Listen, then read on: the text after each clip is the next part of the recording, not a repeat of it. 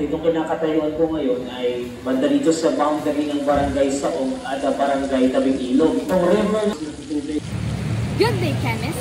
As the curiosity runs through us like an exothermic reaction, we are here at the Marilao River, which is one of the most polluted rivers in the Philippines.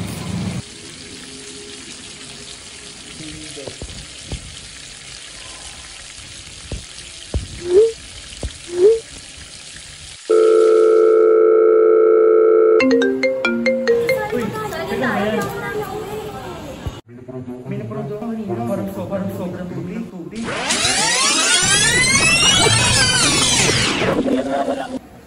Kala mo, Candy, no? Water purification tablet yan. Water purification tablet? Yes! Water purification tablets derived from papaya seeds using natural steelite for disaster relief.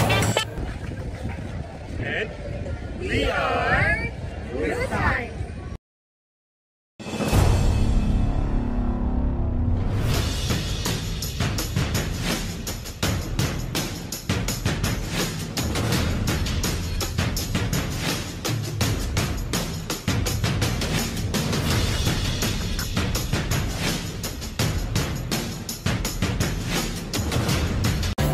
Did you know that study develops a water purification tablets using papaya seeds and nanoxylate silica to improve water quality and ensure water safety, especially for disaster relief?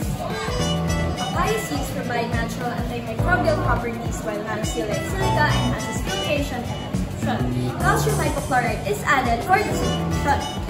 The tablets are tested for their effectiveness in purifying water, offering a portable, cost-effective, and sustainable solution for communities in need. Now, let's show you the methods we used to create these purification tablets and how we tested their effectiveness. In this study, we only need 3 steps: drop, stir, and check.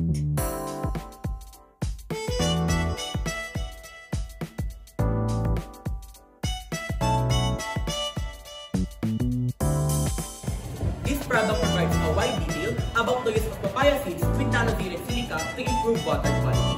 Many studies show that papaya possesses many characteristics that can effectively eliminate water contaminants.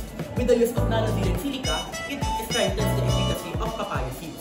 These findings show a significant efficacy of papaya seeds with nanoxylate silica to improve water quality and for disaster relief.